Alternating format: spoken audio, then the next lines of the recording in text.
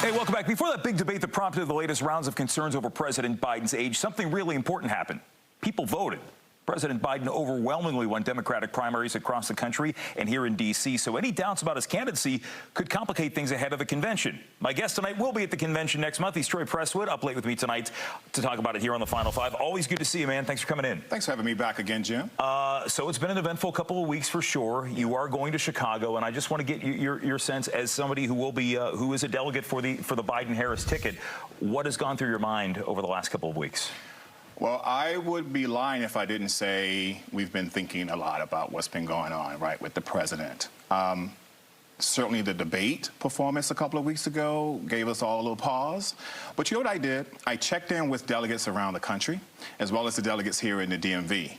And everyone said, don't panic. You know, he had one bad debate night. 3.5 good years, one bad debate night. There's no equal there. So I'm fine with where we're at right now. They've talked me off the ledge. I still happen to think that I'm going to call her Vice President, that President Joe Biden and Kamala Harris are the best ticket for America. That has not changed despite what happened, you know, a couple of weeks ago. He had a press conference today, and I think he did pretty well. So I'm fine. I'm fine. They've talked me off the ledge. I'm good. I'm good. One of the things that has come up quite a bit, if not President Biden, clearly you would go to Vice President Harris and you would say, hey, you have this agenda, you have this platform that we've built over the last 3.5 years. There's a lot of money behind that operation out there. And President Biden was asked this tonight, and I almost said Vice President Trump like he just said. But when you talk about Vice President Harris, somebody who the president said he believes can carry the mantle if needed. You believe Kamala Harris is up to the job if called upon? Absolutely. You know, once again, Howard University is coming to save the day. That's my Bison sister. And, you know, she's vice president for a reason. She's been a great teammate to Joe Biden. They together have been a pretty superior team. And so if by chance, and it's a big if, Joe Biden were to step aside, the heir apparent would be Kamala Harris. I know folks are flirting with, you know, Governor Whitmer of Michigan and Governor Beshear of Kentucky. And they say they're riding with Biden.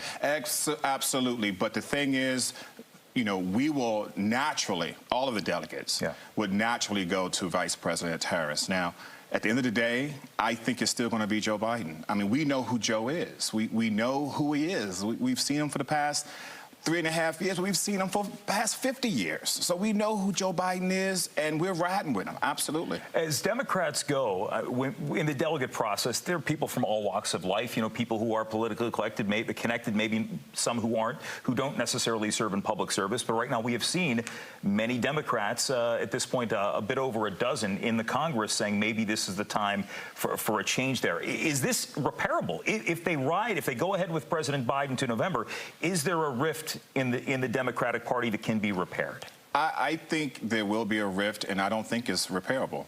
I honestly believe that we ought to just stick with the plan.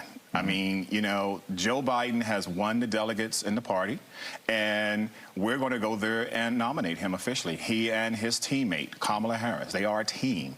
And so I understand that there are, you know, there are people who again, want to flirt around with some of the other potential candidates out there. Even Wes Moore from Maryland, they threw his name out there. At the end of the day, we know who Joe Biden is.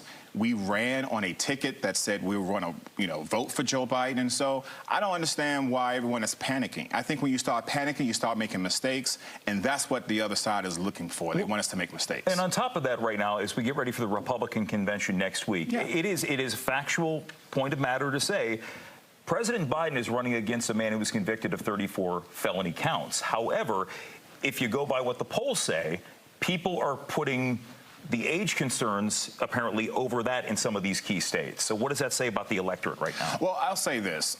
I still think it's too early to really pay attention to the polls. Polls are important as political junkies. You know, we look at polls all the time. And they're always right.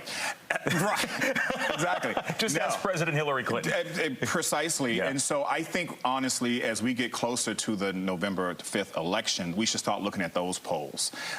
People will start to pay attention and the differences between the two candidates. I think we have short memories in this country about what we went through, 4 years ago. And, the COVID deaths, the craziness that surrounded that. We need to understand that 3.5 years ago, Joe Biden and Kamala Harris came in and they rescued us from, certain doom in a sense. So I think the polls will shape out eventually. At the end of the day, though, I will say this. America, we really don't want these two choices. We had these two choices 4 years ago. America wants a different choice. But this is what you got. This is it. Real quick, do you like who is on the horizon for Democrats? Is there a bench to be built here? We have an incredible backbench. I mentioned several of them already. I am very excited about Westmoreland, Maryland, at some point in the future. Who, by the way, also put out a statement saying that he is supporting President Biden. Troy, always good to see you. Thanks for coming in. Thank you. And the Final Five is back right after this.